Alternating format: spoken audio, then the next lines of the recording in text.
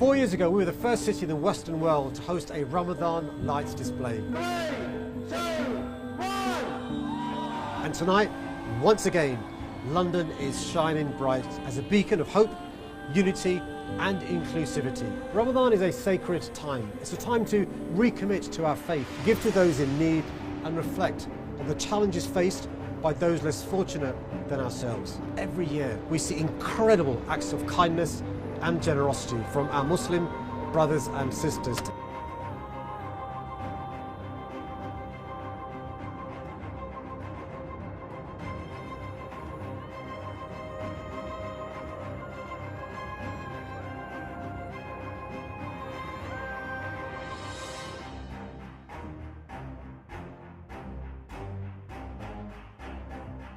يعبدون ما أعبد ولا أنا عامل ما عبدتم من تزكى وذكر اسم ربه فصلى بل تؤثرون الحياة سمع الله لمن حمده ربنا ولك الحمد الله أكبر.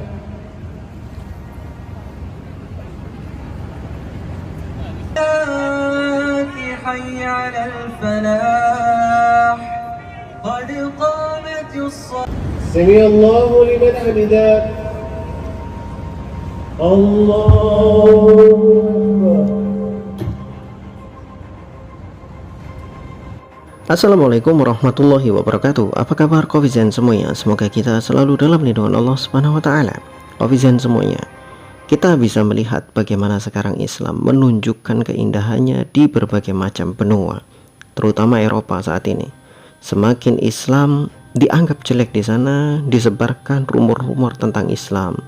Nama Islam dijelekkan, ajaran Islam dibuat nakut-nakuti orang Eropa.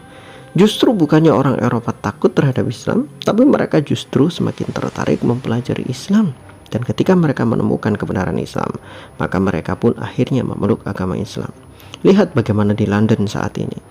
Dalam mereka menyambut Ramadan, lihatlah bagaimana keindahannya. Lampu-lampu Ramadan yang didesain dengan nuansa Ramadan memenuhi jalan-jalan. Disambut dengan baik juga di London.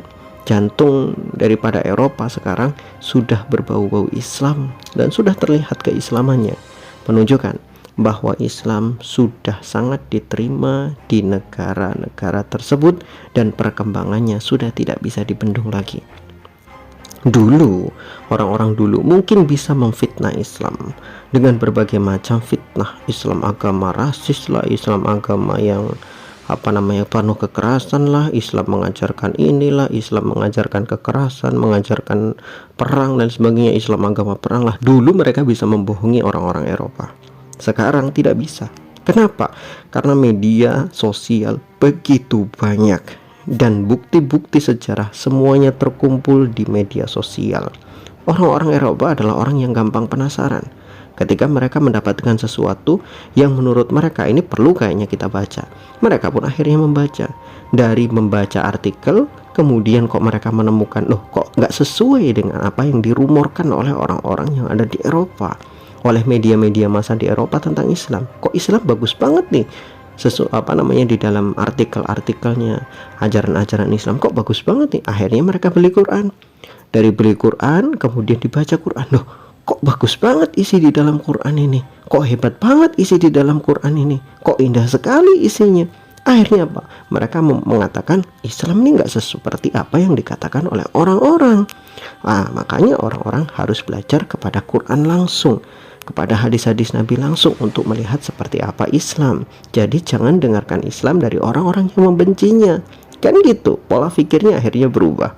Maka dengan pola pikir yang berubah, orang-orang yang dulu anti dengan Islam, menganggap Islam agama teroris, menganggap Islam sebagai agama perang, menganggap Islam sebagai agama kekerasan, mereka baru mengetahui kebenarannya setelah mereka mempelajarinya.